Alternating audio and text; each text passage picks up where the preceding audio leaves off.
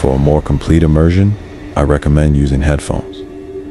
It was the summer of 1996 in Riverton, a small industrial town outside Cleveland. The summer everyone later called the summer of 13. I was still just a kid then. The 90s were the time of corner kiosks, turbo bubblegum, denim jackets, and disposable cameras for night shots. Life wasn't easy, but we grew up not knowing what a smartphone was. My older brother had a pager, and it was considered the coolest thing on the block. But I don't want to talk about that. I want to talk about a videotape that still sometimes I have nightmares about, that terrible sound rewinding through the tape, the mechanical buzz of a VCR that swallows a cassette into its dark slot. We were on vacation then. School ended in June. Our parents worked from morning until evening to feed us. We were 14, on our own, and could do whatever our hearts desired until night, wandering the streets, visiting friends, or slipping into those semi-basement video shops where you could sit and watch trash-strewn VHS copies of action or horror movies for pennies. Dust and cigarette smoke always hung in the air. Light barely filtered through the dirty windows, but when a new pirated VHS started playing, the whole world disappeared. We loved horror, the scarier the better. Hellraiser, we devoured it. A Nightmare on Elm Street. We were ready to give anything for the chance to jangle our nerves. Elm Street had been on VHS forever. Andy, short for Andrew, had his own VCR. He got a used one for his birthday. His mom couldn't afford a brand new Panasonic, but even a second-hand machine was a royal gift then. When she went to work, we spent whole days watching tapes. The boys from our block made pocket money turning in glass bottles. Half-liter brown beer bottles were especially prized. One of those could buy a stick of gum. Mornings started with bottle hunts. We combed yards, trash heaps, and abandoned buildings for anything we could carry. Sometimes we found something, better an old iron teapot, for scrap or circuit boards, to sell at the flea market, but usually the haul was modest. If it wasn't enough for what we wanted, we resorted to tricks. We'd lift a couple of Mom's 3-liter jars from the kitchen, and, just like that, we had real cash. A scandal would come later where, was she supposed to put the jam? But for a new cassette, we didn't care. We gathered the bottles, swiped the jars, and hurried to the flea market where Uncle Nick's stall always stood like a beacon. Well, enough for two, not just one, Andy sighed. People milled about, cheap jeans here, stolen electronics there, and, at Uncle Nick's, stacks of pirated tapes. He was a gray-haired 40-something in a leather jacket with a gold-toothed, Grenauer regular supplier, who knew exactly what to offer kids like us. That day, we rushed in to swap our already watched Gremlins for something new. Uncle Nick flashed his golden smile and nodded at a huge checkered bag. Go on, boys, dig in. Brought plenty. We dove into it like it was Christmas morning. Action flicks, thrillers, comedies. Hey, what's this? Andy whistled, holding up a cassette. No cover, no title, just a crude red skull painted on the side. The drawing was clumsy, which somehow made it more intriguing. The tape felt like a dare, promising to scare anyone. Uncle Nick's smile faded. He took it, turned it over. You might be a little young for this one. This isn't Gremlins or Freddy. Who knows what's on it? Let me preview it first, and then I'll decide if I'll sell. Andy bristled. We're not little kids. Don't leave us without a movie.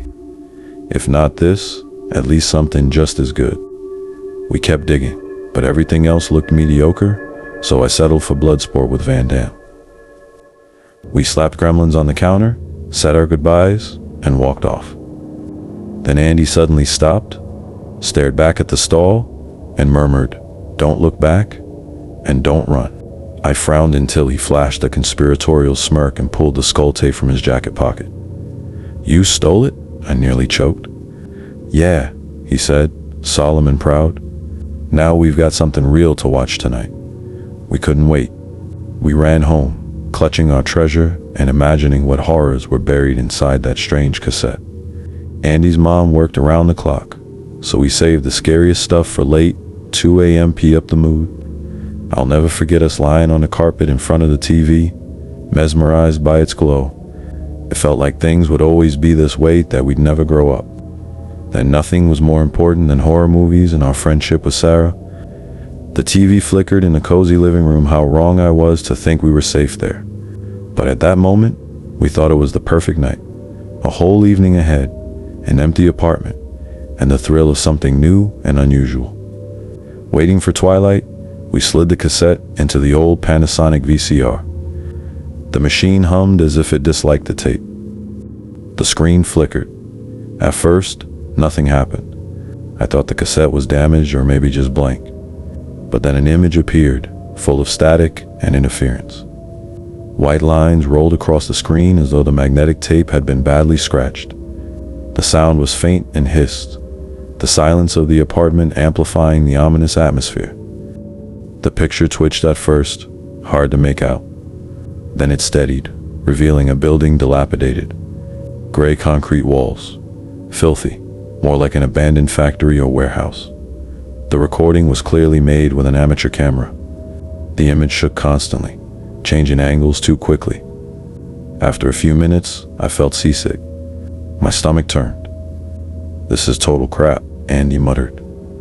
But I shook my head, eyes fixed on the screen. Wait, what's going on in this video?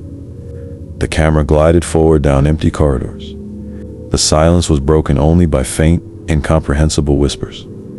Suddenly, a door creaked and swung open by itself. I swear, no one touched it. The hair on the back of my neck rose. I swallowed hard. "What the hell?" Andy repeated, but my gut told me something worse. We should turn it off. Yet I couldn't. Something in me refused to blink, my gaze glued to the screen. Behind the door was only darkness. The whispers grew louder, alien, chilling. Then a spark of light. Another. Candles, one after another, flaring into existence.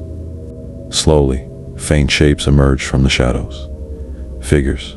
At first they looked blurred, almost impossible to define. But little by little, they became clearer. I squinted, straining, and then my blood froze. Children, boys and girls, our age and younger, at least a dozen of them. They weren't standing. They were suspended from the ceiling. Filthy tubes snaked from their shriveled bodies into the darkness above. They swayed slowly, as though in rhythm with some unseen breath. The sound grew into a low, mechanical hum. But the worst thing wasn't the tubes. It was the eyes. Their eyes were wide open, unblinking, frozen in terror. "Oh my God, that's Sam," Andy stammered. Sam Harper. Everyone in Riverton knew his name.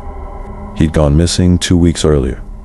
No trace, no note, nothing. His house had been locked from the inside, but when police forced the door, they'd found overturned furniture and scattered belongings. His case had been splashed across every local newspaper, and now here he was hanging on a screen in front of us. Sam looked as though every drop of blood had been drained from his body. But there was no mistaking those piercing blue eyes. A dark liquid pulsed through the tube connected to his chest, vanishing into the shadows. Suddenly, movement deep in the room. A sound hissing, guttural, almost like labored breathing. The children's bodies convulsed, backs arching, their eyes rolled back, foam stained with blood spilled from their mouths. And then I saw them. 2 glowing eyes, yellow with red veins, hovering in the darkness. A massive shape stirred, neither human nor animal, but formless, gliding smoothly, silently. Its eyes darted, its breath rattled.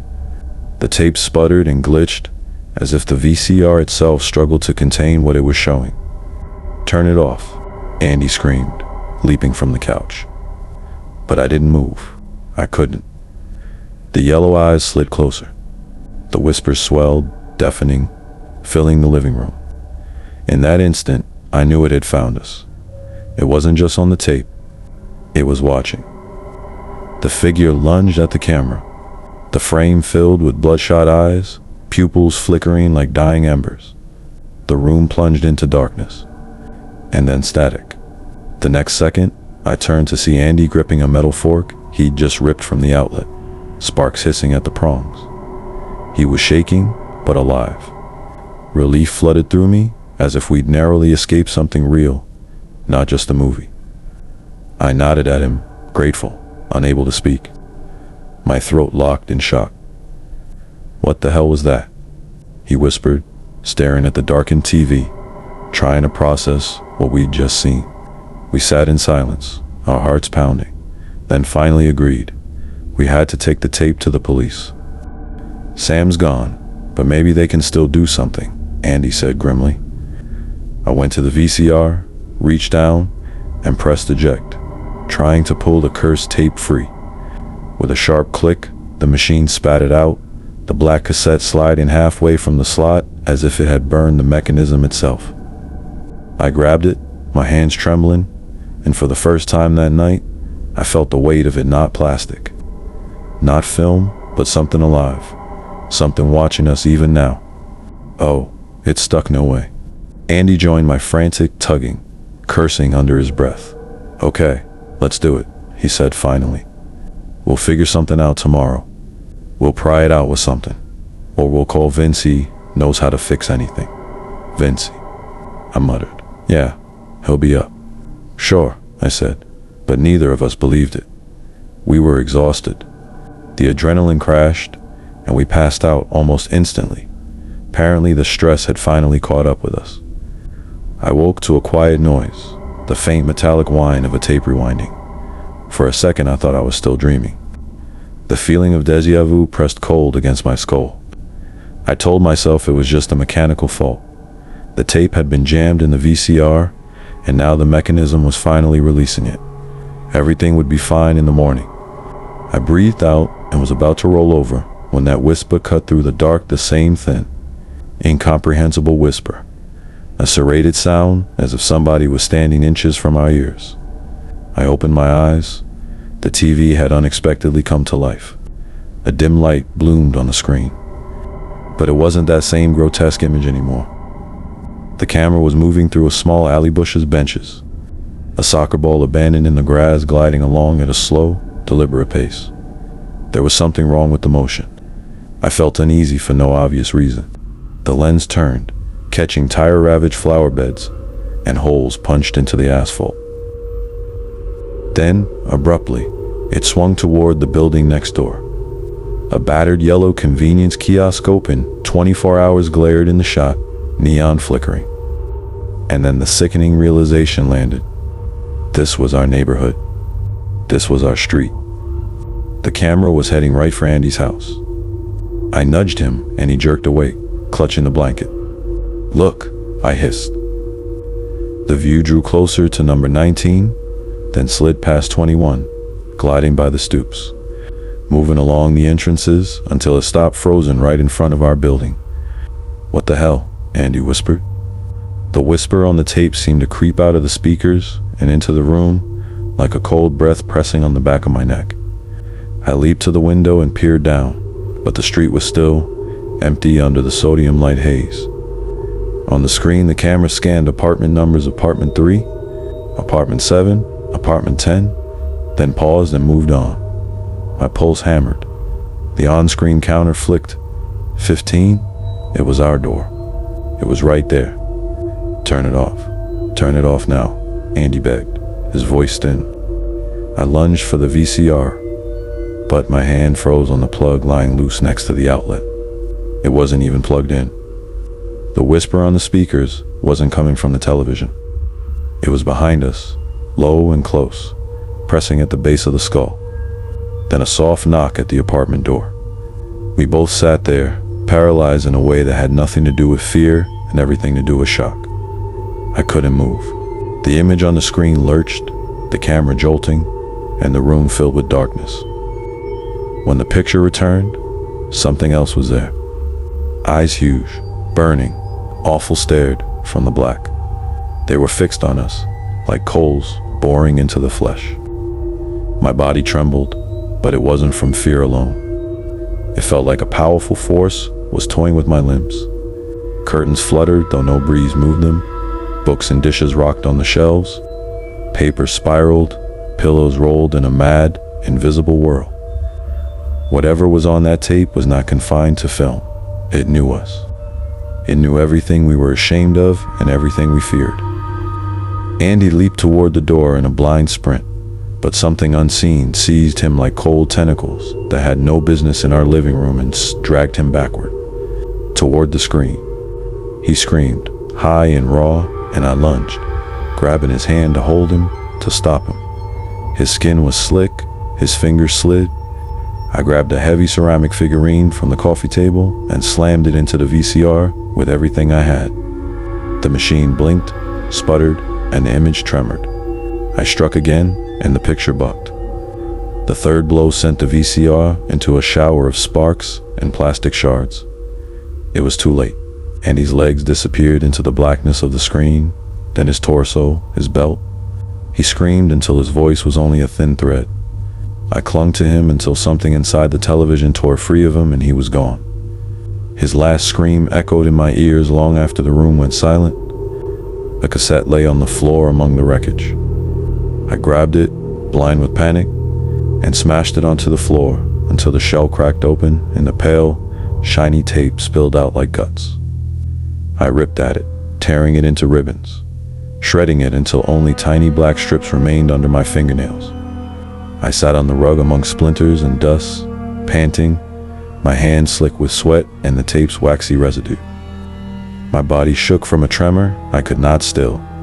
I wouldn't believe that Andy was actually gone. He had disappeared in the 13th nightmare of that cursed summer. Since that night, I avoid screens. I use a flip phone, no camera, no internet. There is no television or laptop in my apartment. People call me odd. Some have stopped inviting me to watch movies. I don't care. Better odd than pulled through a black frame. Who knows, maybe one day he'll come back, step out from some other place with his terrible yellow eyes, and find me. Maybe he'll look at me the same way he did in that last flicker, and those awful pupils will settle on my face once more. I live with that thought like a stone in my throat, hoping, praying, and knowing with a cold certainty that some things you destroy only change, form, and weight.